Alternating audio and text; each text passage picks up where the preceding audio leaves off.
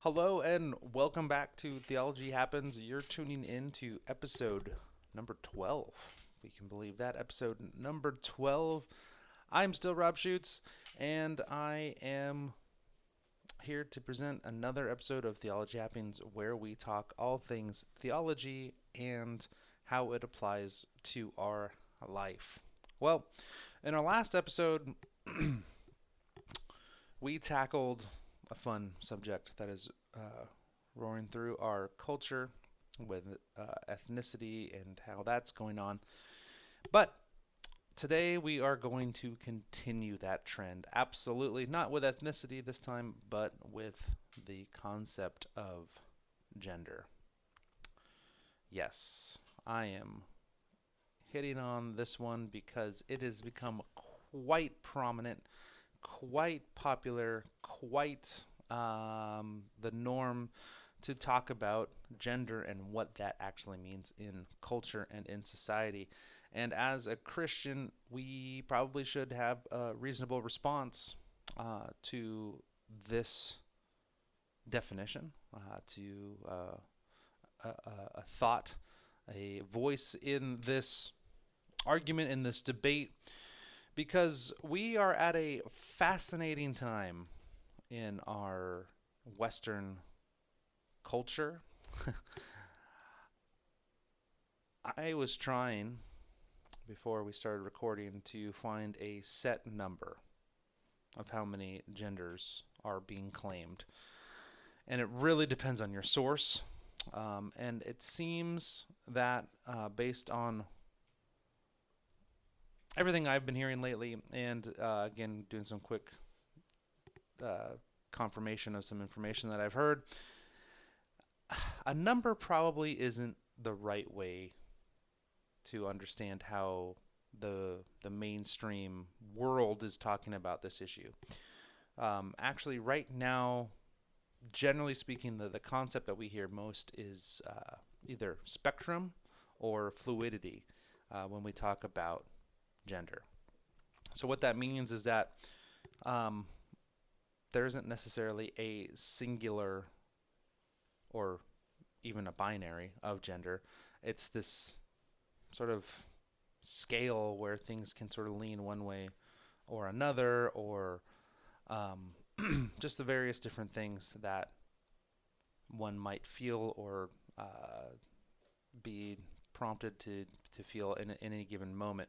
I've seen some interesting videos about how one moment, you're maybe prepping yourself because you felt masculine that day, so you've sort of outfitted yourself that way in one moment, and then in the next moment, all of a sudden you're feeling now very feminine, and now you are in conflict because it's can change like that. And maybe that's an extreme case,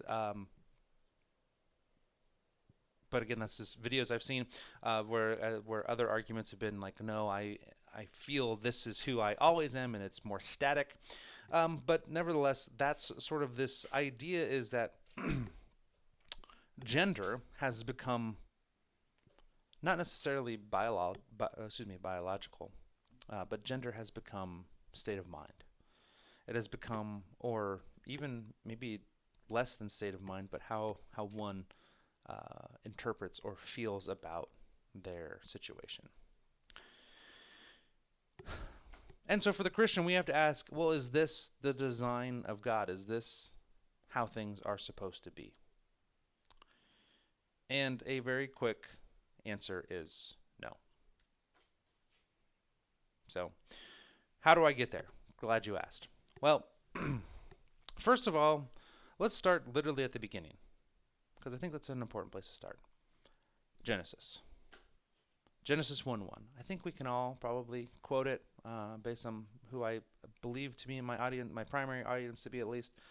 But for those of you maybe hearing this for the first time, allow me to tell you what Genesis 1:1 says. It says, "In the beginning, God created the heavens and the earth." Did you catch that? Let me say it one more time. Genesis 1:1. In the beginning, God created the heavens and the earth. Now, this is an important statement for the Christian, for the person of God, because this sets literally everything else moving forward in Scripture, everything else that we understand about who God is and who we are, because it has now made a very clear distinction.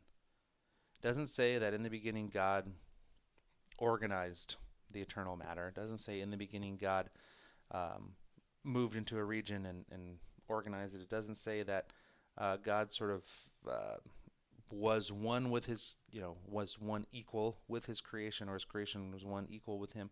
No, it says in the beginning God created. There's a fun Latin word that we see here called ex nihilo, which means out of nothing. So God, out of nothing, created. He is distinct from his creation. And so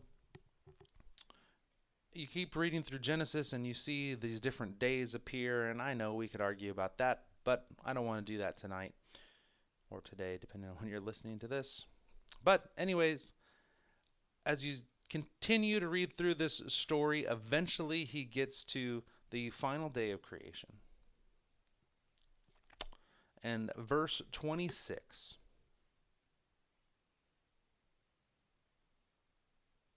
Verse 26 of chapter 1 of Genesis says this. It says, "Then God said, 'Let us make man in our image, according to our likeness. Let them have dominion over the fish of the sea, over the birds of the air, and over the cattle, over all the earth, and over every creeping thing that creeps on the ground.' So God created man in his own image. In the image of God he created him, male and female, he created them. Then God blessed them, and God said to them, 'Be fruitful and multiply, fill the earth and subdue it, have dominion over the fish of the sea, over the birds of the air, and over every living thing that moves on the earth.'" This is huge, because God has just defined his creation in a moment, in an instant. Just like that, we have so much information that if you're not paying attention, you probably missed, or maybe you're so familiar with this passage that you just go, "Oh yeah, I know that story, yeah, whatever, that's not really that big of a deal." But I assure you, God has just said and done something crazy, because he has established an order to his creation. So first, we have this idea of the image of God. That's a huge thing to unpack. Second, we have dominion. That we need to unpack. And then we have male and female, and the command that corresponds with this. So, image of God. Let's tackle that first. Image of God. So, lots of debate on what this really means, what this understands. However, the Orthodox view, the traditional church historical view of this, is that man is distinct from the rest of the created order, in that mankind, I will say, just for the clarity's sake, if I just say, make a general term like man, I mean mankind, the human order, right, is distinct from the rest of creation. Meaning, there's something different about mankind than there is the rest of the animal kingdom. Nothing else in nature, nothing else in creation does what mankind does. And that is evident in probably the most clear thing is right now. What are you doing? You're watching me talking to you through technology. Tell me, what animal has ever created something and built and thought and argued and debated and learned and developed and who created something? None. And I know some of you are going to try to argue, well, no, I mean, we know that there's some animals that use tools. Well, that's not my argument. Yes, I do know that there are some apes and orangutans and those things that will use a stick and stick it into the ant um, hill to get ants out, and he's basically invented a primitive fork or a primitive eating utensil. Yes, that's true in the sense that he's figured out that if he does that, the ants get on it and they get there. But that's not him going any further than just finding a stick narrow enough to fit into the ant hole. No ape, excuse me, has ever taken one of those sticks and formed it and fashioned it together to actually create something new, right? Because we also know that sometimes, birds will even pick up uh, some sort of a nut to fall on the ground, or we've seen again other primates using rocks as a tool. And so again, there's that component, but there's no shaping, there's no building, there's no creativeness to these other species. Yes, again, like I said, they can use certain things around them for their betterment, but there's no actual creation. They're not out there making forks or developing a better, way to prepare the ants. There's no ant sushi or ant Alfredo or whatever the thing is. No, they just eat ants. Maybe if you want to be sophisticated, you can call that an ant tartar. But that might be a little. I got somebody to shake their head at me. Right? Like again, that's just ridiculous. There's no authentic claim that they're being creative. Now, are they being intelligent? Absolutely. Are they showing some signs of uh, creativity in the sense of like, oh, they're doing something that other animals can't do? Sure. But are they creating? Are they making? No, absolutely not. And so that's part of this image of God because it shows that we are distinct, right? We build homes, we build computers, we build industry, we build all sorts of things. And it's amazing to see what we've been able to do through the advancement of uh, our of history, right? Like, can you imagine what it must have been like to see the Wright brothers fly their plane for the first time, and then within a relatively short amount of time, we're walking on the moon. Like, think of how crazy that is. Or even just the technologies that we have today. Again, like here I am communicating to you wherever you are in the world, because according to some of my stats that I get about the podcast, there are people outside the United States even watching this, which is mind blowing to me. That somebody that I don't even know is watching this. So that's crazy. And again, like this computer in front of me, the computer that's recording my voice, the device that's filming me. It's amazing that we have this and we've figured out how this works.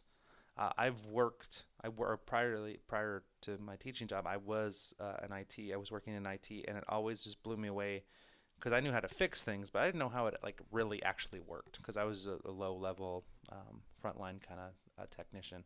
And so I would open things up and know, oh, I got to check and make sure the RAM's connected, and maybe that's why the system's not booting. But at the same time, like I'd look in the inside of these computers and go, who figured out that these little, electronic little flow things could make what we have on the computer screens? And then don't even get me started with the internet and how amazing that is, right? That we again at an instant can download and look up all sorts of stuff. So anyways, it's this crazy reality again, what we can do. And again, this is because we are set apart from the rest of creation. God has a purpose and a plan in his humanity. And we see that obviously too in the salvific sense.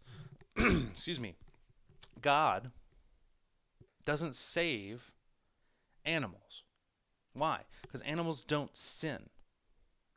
I know, it's crazy. They're impacted by the fall of Adam and Eve, but they're not inherently sinful beings that need to be redeemed. They're, again, not of the same type. They're not made in the image of God. There's a totally different standard for them. And so this is the first thing that we must understand when we talk about this. So it is, again, this idea that man, woman is different. Made in the image of God. The Imago Dei, to use another fun Latin term. Okay. So Imago Dei, first part, check. Second part, God created them male and female. I said there was 3 things, didn't I?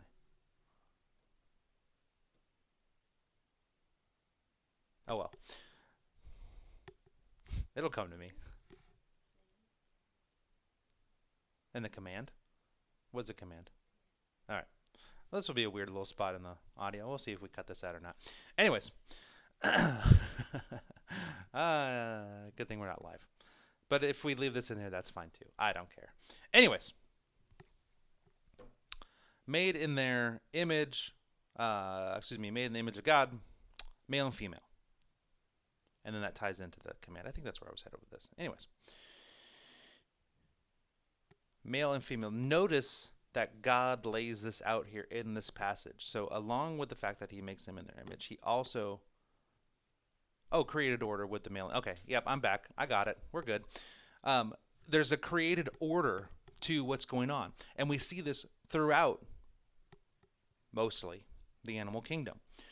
Again, there's always room for the anomalies and the things that God, I think, sometimes just goes, watch this, because he's God. But the point being is, again, almost every species of animal, including mankind, procreates by having a male and a female. The reality of offspring necessitates a male and a female, a seed and an egg. No matter, again, what animal this comes in to be. Again, primarily, I know that there's some asexual organisms that procreate, or I don't know if that's the right word. I'm not a science geek. Pardon me for not knowing the proper term there. But the point being, yes, I understand that there's some, single cell things and even multi-cell things that divide and, are asexual. Right? I get that. And I know you're also going to say, well, there's also animals in the animal kingdom that can potentially change gender if the situation dictates to where they can't procreate with their a kind of theirs, right? Like Jurassic Park, made that famous. So certain amphibians are able to change gender. So in the off chance that there is not enough of one of the opposite to procreate, and so somehow they're able to change gender. I don't know how that all works. I don't even know if that's 100% true. I learned it from Jurassic Park, which was a science fiction movie made in the 90s. So I got to take it with a grain of salt. I've never researched that enough to actually know if that's even legitimate. Feel free to comment if you are an expert in the field, or you just have a cool article you read and you want to share that with me. I'd be happy to read it if it's cool. Anyways, my point being, so again, yes, there's some anomalies within this system. However, even in the one I was just talking about, if this is accurate, where certain amphibians or other things are able to change gender, notice what they still have to do. Change gender. That still needs to be a male and a female. It's not a, well, it sort of felt like a male today, and no, it changes from one to the other. It's not a spectrum. It's not a scale that can tip back and forth. It's a either or. It is a binary. It is a male and a female. And if something has to change for that to happen, it has to change to that to be the case. It has to go from male to female or female to male, again, depending on which way it needs to go or however it can go. And so that's what we see, which is the normative reality. And so this is the created order of creation. We see male and female in all things, or most things, right? Again, for those few off chance things that don't fit in with this. And I think it's even funny that we even base so much of our mechanics and even things that we develop on that, right? Like a key. To activate the lock, you have to have a key inserted into a lock to act. Like, and again, it goes together. You know, a bolt and a nut, they go together. They complement one another so that you can have something fastened, or you can unlock a door, or whatever different cases may be. I mean, like my headset that we have here, you know, that's plugged in to the USB port. So again, we even mimic this because it makes logical sense. For if we're going to insert something or connect something or attach something, you need to have a receiving side and a plug-in side. So more or less, pardon any crassness that you may hear in that. But anyways, again, this created order, we even mimic in our creation because, again, it makes so much logical sense. So with that said, we've now tackled the Imago Dei. We've tackled this idea of this created order. So now all that's left is this command here that's in this part, this end part of Genesis chapter 1, verses 26 to 28. And in this part, this is often in Christian theology known as the creation mandate. The creation mandate. And so this is the command, this is the mandate God has given us as his unique creation, as his creation, the only part of creation that gets the image of God. He says this to us. Then God blessed them and said to them, "Be fruitful and multiply, fill the earth and subdue it. Have dominion over the fish, over the sea, over the birds of the air, and over every living thing that moves on the ground." So, with that said, again, notice that first part of this creation mandate. Be fruitful and multiply. What does that require? What have we already unpacked with this created order that God has established? It requires male and female, which is why he says that he creates them, male and female, in his image. It takes both the male and the female and their uniqueness that they bring to this situation in order to procreate. Now, we don't need to do a history class, a sex ed class right now. I am assuming that if you are watching this, you're a grown adult and you understand that babies come from sex. If you don't, if you're young, if you're watching this, go talk to your parents. Because if you're old enough to be watching and tracking me with this video, there's a good chance you should probably have had this conversation with your parents by now, if you haven't. And if I have a bunch of angry parents, so be it. You can put a comment in the video. I don't care. Anyways, here's what I'm saying. This is, again, just continuing the logic that we have to see here in this text. God's created the heavens and earth. God has created things. Therefore, he gets to name it and proclaim what it is that these things will do. Right? If,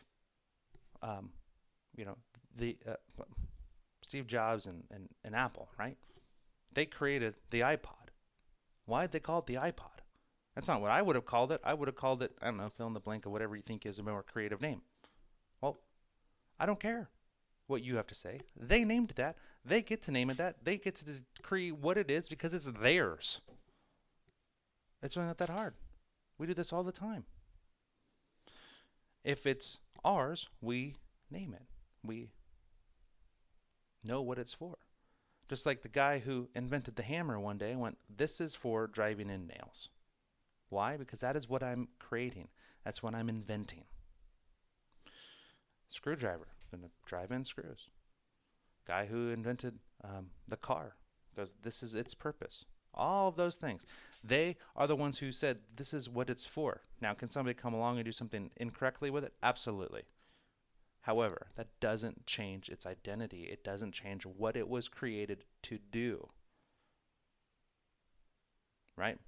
Just because I can use a hammer to smash a glass or smash someone's head doesn't mean that that's what it was designed for. Doesn't mean that I get to go, well, I'm sorry, person who invented the hammer. I don't know who it was. Sorry. I assume Philip invented the Phillips screwdrivers, but I don't know. That could just be a name. Who knows? Well, I'm sure somebody knows. Who knows? It's like some mystery we lost in antiquity. No, I bet there's somebody knows. Probably could actually Google it here if I wanted to. Anyways, my point being this. Just because somebody uses something incorrectly doesn't mean that they are able to redefine what something is. No, it's again up to the creator. So let's look at who the creator is. God is a creator. He said there's male and there's female. And he then says that because of this created order that I've established, that again, almost all things need a male and a female to procreate, I am now going to give this command to the part of creation that I've given my image to, man and woman. They are to be fruitful and multiply. Bearing children is a normative response for the person of God. Being fruitful and multiplying and filling the earth is what God has asked us, commanded us to do. So this is a very powerful point to this definition of gender. God necessitates that there must be male and there must be female so that our command that he's given us can be fulfilled. Now again, just for clarity's sake, because I know some people are going to try to manipulate words potentially, I am not saying that then if someone is barren, that they are out of God's will and God hates them and all that thing. No. If someone is unable to have children, that's because something isn't quite right. We live in a fallen world, and sometimes things don't go as they ought. We understand this. There's sickness, there's disease, there's abnormal things that happen because of the fall of man in Adam because of sin. So things aren't always perfect. So, again, this is part of this creation mandate. Again, also to have dominion or stewardship over the rest of creation is part of that. Not really the point of what we're talking about today, but should just make it clear that since we're talking about the creation mandate, it's to be fruitful, multiply. Again, that requires a male and a female, and in so doing so, we also fill the earth and also subdue it or have dominion, stewardship over those things. Because again, God has entrusted and put us to take care of the earth. And again, maybe we'll do an environmental, a Christian environmentalist podcast one day. We'll see. Anyways, so here we have, again, the three things we want to talk about. The Imago Dei, the image of God. We've done that. We've talked about, again, this created order that is clear from all of creation. And then lastly, what we just gone over is this creation mandate, this command of God about, again, this order and about the fact that we are made in his image. And so when we see this from the Christian worldview, from the Judeo-Christian worldview, this is essential. This is the basics of who we are as creatures of God, as beings that God created and placed here for a purpose and a plan, that we have these things that we must be doing. And again, it requires male and it requires female. So this flies directly in the face of, again, what's going on in our popular culture today, mainstream culture, about this gender fluidity or this gender spectrum, this again, this thing that is moldable and changeable. Again, I've, in the extreme cases, at a drop of a hat, or at least maybe I feel this way, even though my, for lack of a better term, hardware doesn't match, right? So we've tried to make gender this thing that goes on in the mind. Here's the problem with that. Based on this definition alone, we don't have that. So something else to consider is, well, what about science? What does science say about it? When we study these subjects, where do we come up with it? It's one thing to say, oh, well, the Bible says that it's an archaic book, blah, blah, blah, blah, blah, blah. Again, I think those are dumb arguments. However, I'll humor you. What if maybe science has some sort of contradictory standpoint? And I can almost guarantee the word that some of you may be shouting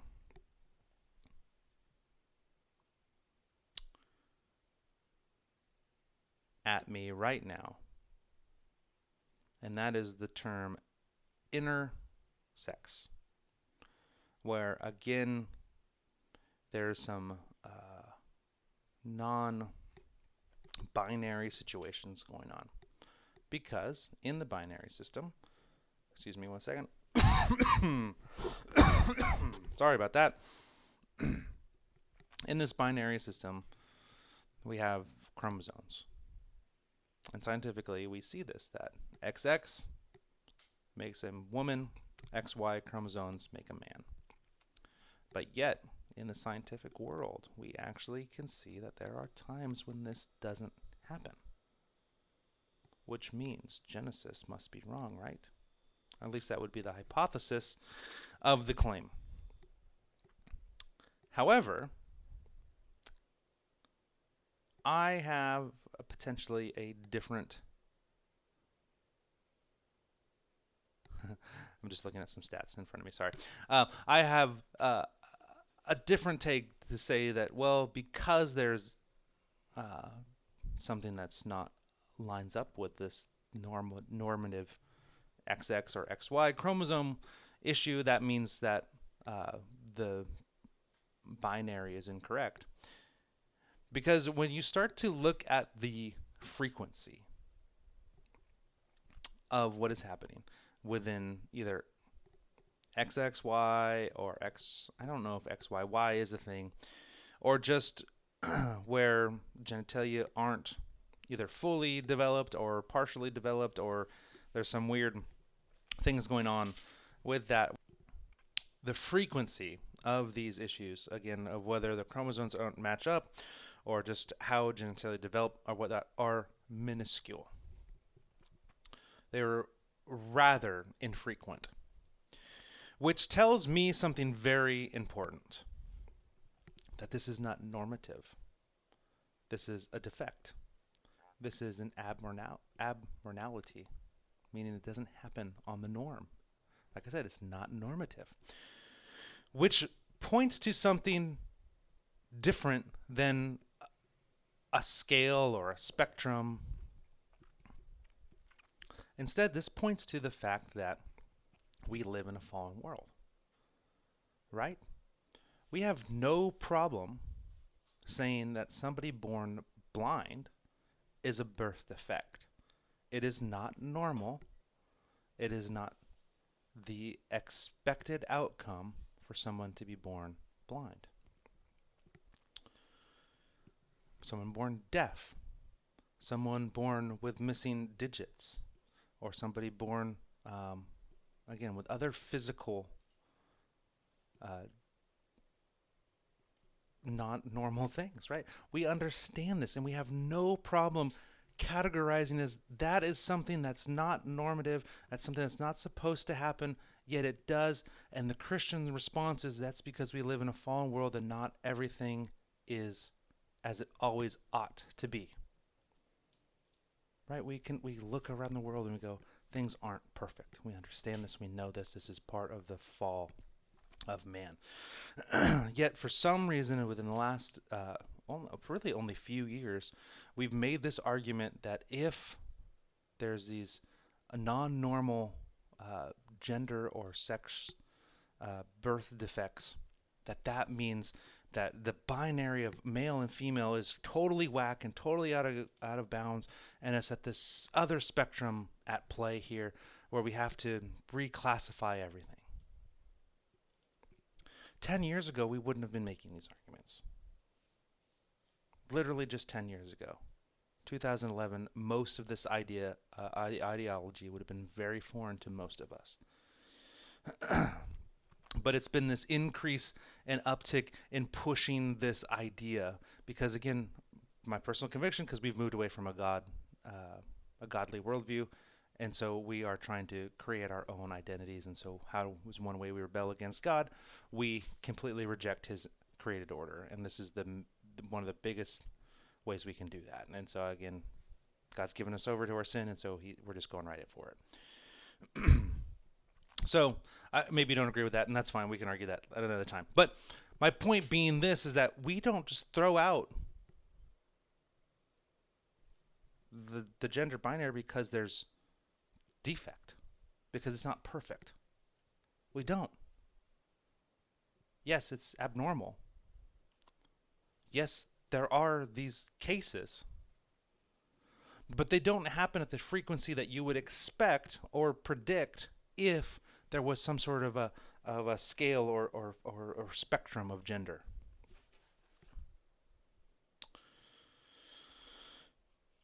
So when we as Christians look at the data, we have to see this. And again, the data only confirms what the scriptures have already told us back in Genesis chapter 1.